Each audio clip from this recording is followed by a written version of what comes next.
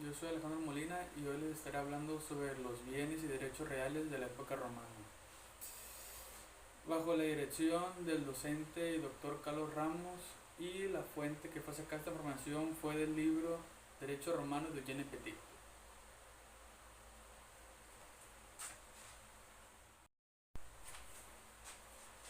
Bueno, ya una vez presentando, comenzaremos dando una pequeña introducción para saber un poquito más del tema. Y como hablé ya antes, el derecho real, esta fue una parte muy esencial del derecho romano, ya que este regulaba las relaciones entre las personas y las cosas. Las cosas eran llamadas res. Y estos romanos consideraban que las cosas materiales podían ser objeto de uso, dominio y posesión, como son los bienes. Y establecieron un sistema jurídico muy detallado para su época, que influyó directamente a los códigos civiles actuales.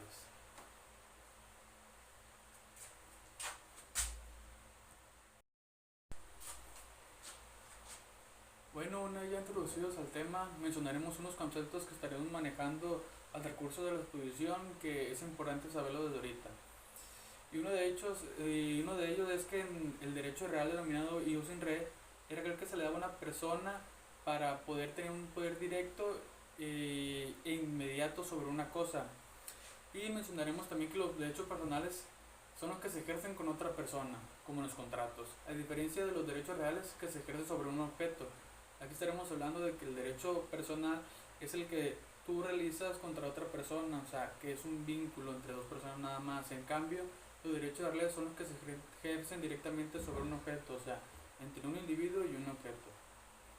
Y los bienes llamados res se clasificaban en distintas categorías. El primero era el res in comercio, que eran las cosas que podían permanecer a alguna persona y ser objeto de contratos o herencias, o sea, que este bien o esta cosa era manipulada por un individuo, o sea, que era dueño de un individuo, a diferencia del otro, que es el res del comercio, que estas eran cosas fuerza del comercio humano, o sea, que estas no podían ser manipuladas ni ser dueñas de un ser humano, como pueden ser las cosas sagradas, denominadas res sacrae, religiosas, también denominadas res religiosae, o públicas, res publicae, que en las públicas el único dueño aquí era el Estado y no individuos.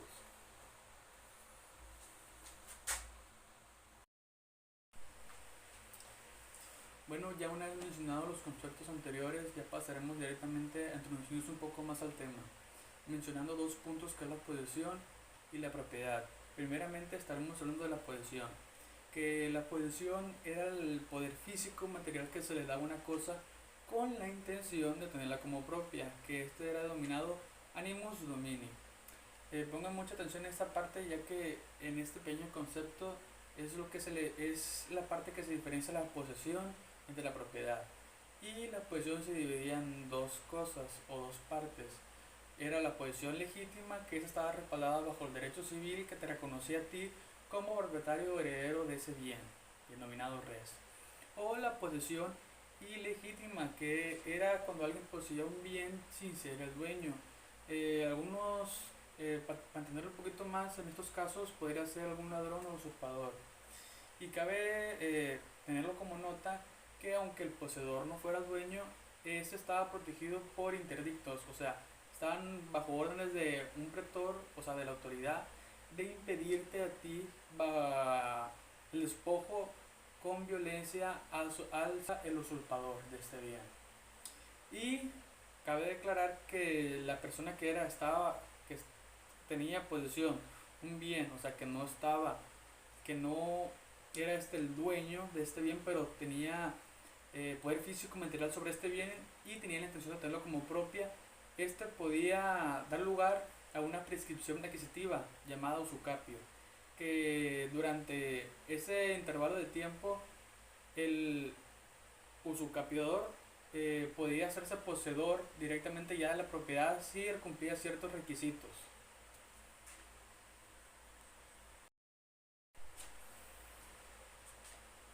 Bueno, una vez ya hablado sobre la posesión, pasaremos a hablar sobre la propiedad, que este era el derecho absoluto y exclusivo que tenía una persona sobre una cosa, y este le permitía usar, disfrutar y disponer de este bien, obviamente dentro de los límites de la ley. Y ya les mencioné anteriormente que había una diferencia entre la posesión y la propiedad. Que aquí está la diferencia, es que la propiedad es el poder absoluto y exclusivo sobre una cosa, o sea que estamos hablando ya de un dueño. Y en cambio la otra, la posesión, era el poder de manipular y dominar una cosa con la intención de que sea tuya. Aquí estaríamos diciendo que uno ya tiene la intención, en cambio el otro ya está respaldado por la ley. Y existían varias clases de propiedad. La primera era denominada propiedad quiritaria, que esta estaba reservada y exclusiva para los ciudadanos romanos. En cambio la segunda, que es la propiedad bonitaria, esta era propia del poseedor que había adquirido una cosa, que sea un bien, de forma válida, pero sin cumplir las formalidades de derecho civil. Aquí ya sea por un contrato hablado o, hablando anteriormente, mencionamos el usucapio. En estos casos también entra dentro de la propiedad bonitaria. El tercero y último es la propiedad provincial, que estos eran las tierras en provincias que pertenecían al Estado, pero podían ser usufractadas por particulares. Esta palabra usufractadas la estaremos hablando más a profundidad más adelante, pero para que se dé una idea, el usufracto era aquel que alguna persona podía disponer de un bien ajeno, disfrutar de este bien, pero sin este ser el dueño. En este caso el bien sería el Estado y el usufractador sería la persona que quiera disfrutar de este bien del Estado. Y cabe aclarar que el propietario podría reivindicar su bien mediante la acción reivindicatoria, esta denominada rei vindicatio. Anteriormente hablamos sobre el usucapio. Aquí, si la persona quiere hacer un usucapio, la persona propietaria de ese bien podía hacer una acción replicatoria para que no se le quite este bien y poderlo conservar.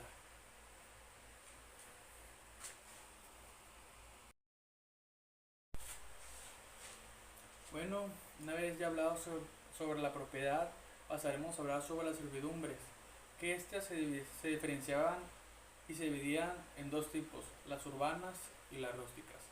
Antes de comenzar, daremos un pequeño concepto acerca de las servidumbres, que estas eran derechos reales sobre un bien ajeno, que limitaba esta propiedad de este bien para beneficiar a otro inmueble o otra persona. Aquí, para entender un poquito mejor, es aquel derecho real que limita un bien ajeno, o sea, una propiedad, para beneficiar a otra propiedad o a alguna persona. Estas se dividen en dos, las urbanas, como ya lo mencioné antes. Estas estaban más relacionadas con edificios. Ellas tenían tres tipos de derechos. El primero era el derecho de tener vigas apoyadas al muro del vecino, que tenía un beneficio más a las estructuras. El segundo derecho era el derecho a la luz o a la vista, denominado ius luminis. El tercero, vinculado también al segundo, es la prohibición de elevar una construcción que tape la vista o la luz a algún vecino.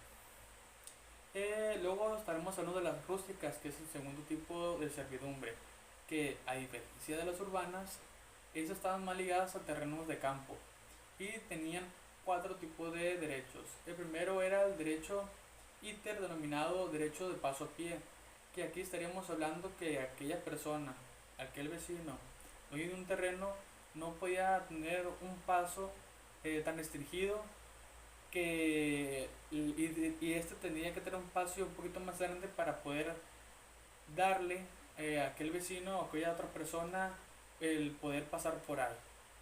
Y luego el segundo derecho, que es el vía, parecido al ITER, nomás que el paso tendría que ser un poquito más grande para que puedan pasar animales o vehículos. El tercero es el acueductos, que es la conducción del agua. Aquí estaremos hablando que el vecino tendría que permitir o tener alguna situación que permita la conducción del agua hacia otro vecino. Y el cuarto es el aguastus, que es el poder sacar agua del terreno del vecino. O sea, aquí en un caso podría ser que el vecino tenga alguna fosa o algo parecido de donde sacar agua. Aquí este derecho le permitiría al vecino poder sacar agua del terreno de su acompañante. Y cabe aclarar que las servidumbres eran perpetuas, pero se podían extinguir por el no uso, o sea que si ya no se usaba se podría extinguir esta servidumbre ya que no estaría validando ese derecho. Y la otra era la confusión, que esto pasa cuando una persona es dueña de ambos terrenos y aquí cae una confusión ya que no puedes ejercer este derecho ya que eres dueño de las dos propiedades.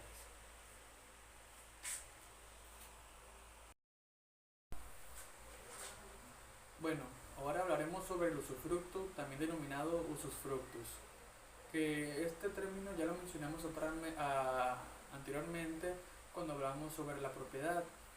Ahora lo veremos más a profundidad y para que quede un poquito más claro este concepto. Que el usufructo era el derecho que se le daba a una persona de poder usar, disfrutar de una cosa ajena sin alterar su sustancia. ¿Qué me refiero con alterar su sustancia? Que no afectara este bien, o sea, que no lo dañara. Y el dueño conservaba una nula propiedad, mientras que el usufructorio podía obtener los frutos naturales o civiles de este bien. Un ejemplo de esto sería el momento de iniciar un contrato de alquiler. En este caso la persona conservaría una nula propiedad, mientras que el usufructorio, o sea, el alquilado, podría obtener los frutos y podría disfrutar de este bien. Un ejemplo de esto, para que quede un poquito más claro, sería el que un padre falleciera, o sea, que una familia, un padre falleciera, podría dejar el usufructo de su casa a su esposa viuda y la propiedad a sus hijos. En este caso sus hijos tendrían una nula propiedad, pero seguirían siendo los dueños, mientras que su esposa viuda tendría el derecho de usar y disfrutar de este bien. Pero cabe aclarar que el usufructo era vitalicio, o sea que eso solamente duraba durante la vida del usufructorio y se extinguía con la muerte de él. O también se podía extinguir si el usufructorio incumplía los deberes de conservación. ¿A qué me refiero con los deberes de conservación? O sea, que incumplía la ley del contrato o incumplía algunas cosas que le fueron establecidas para que se fueron establecidas para que siguiera. Y los violó y se le extinguió este derecho. O sea, que se le quitó el poder usar y disfrutar de este bien.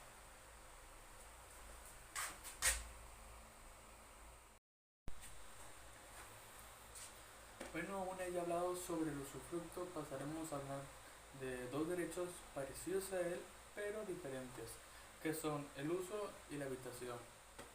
Comenzaremos diciendo que dentro de los derechos reales, estos dos derechos eran sobre una cosa ajena. Los romanos reconocían que estas dos figuras limitaban la propiedad del dueño de ese bien, pero sin quitarle totalmente su derecho de bien, o sea, que no le quitaban su propiedad, sí conservando una nula propiedad. Estas dos figuras que ya mencionamos anteriormente, que es el uso, también denominado usus, y la habitación denominada habitatio. Estas dos figuras eran parecidas al usufructo, pero estas dos eran más restringidas. Primero comenzaremos hablando de la primera, que es el uso.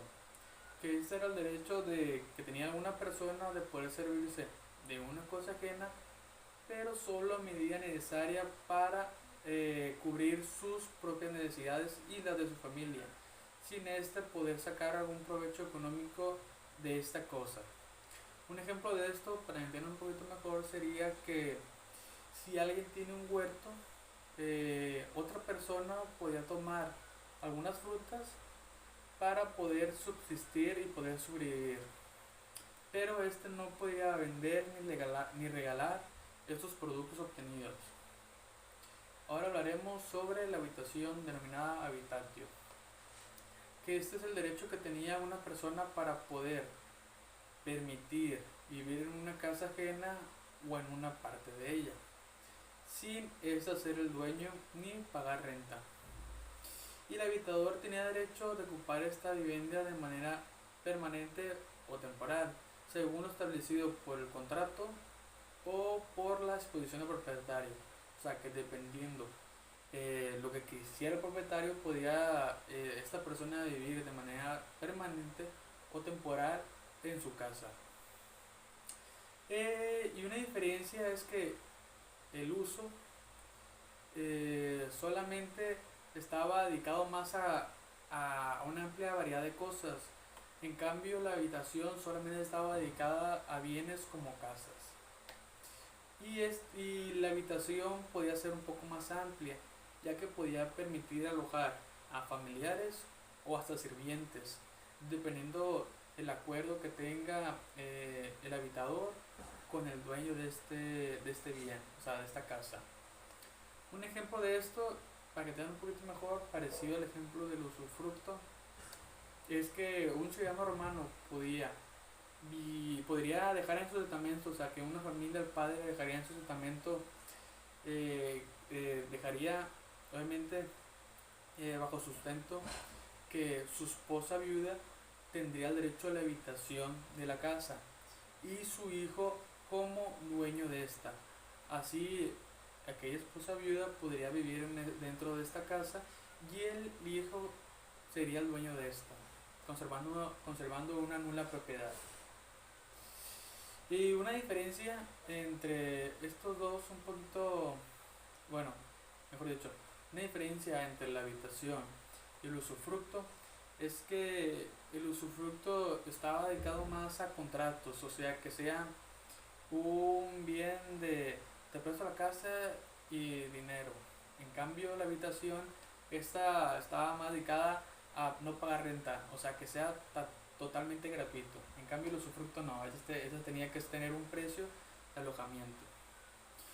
Y como nota tenemos que estos derechos o sea, eran intransferibles, o sea, que no eran hereditarios. Y parecidos al usufructo, estos se extinguían con la muerte del titular.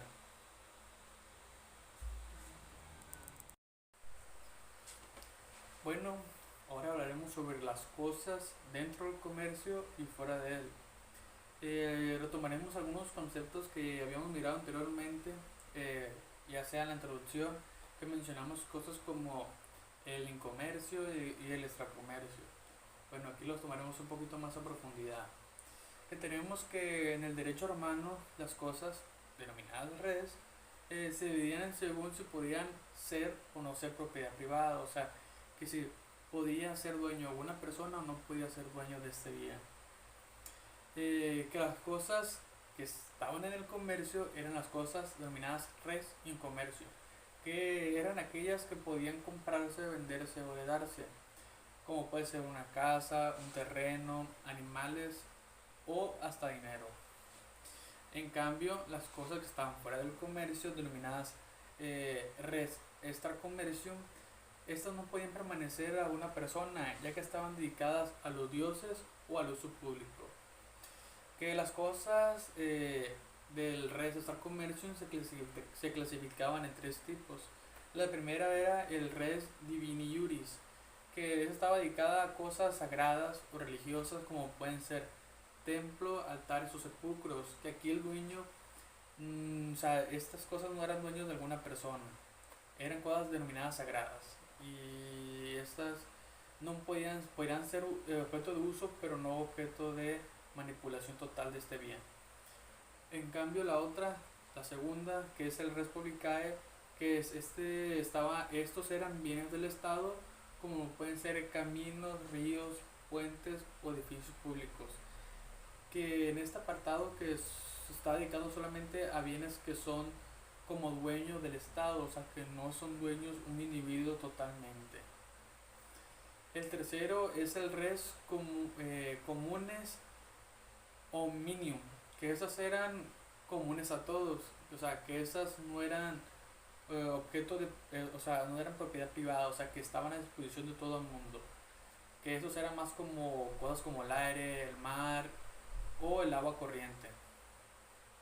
Estas cosas no pueden decir ser dueño de una persona porque son derecho de todos, o sea todos pueden disponer de él. Y tenemos como un pequeño resumen que los romanos consideraban que solo las casas en el comercio podrían ser objeto de propiedad de contratos, mientras que las cosas fuera de él estaban protegidos por la religión o destinadas al bien común. O sea, que tenemos que las cosas denominadas redes sin comercio son las cosas que podrían ser disposición de una persona, o sea, ser dueño esta persona de este bien. En cambio, las cosas denominadas redes sin extra comercio, estas eran cosas que no podían ser dueño de una persona, ya sea porque era un objeto de disposición de todo el mundo, o eran un objeto de dominio del Estado, o eran un objeto religioso. O sea, que estas cosas están dedicadas más a religión y no pueden ser objeto de alguna persona.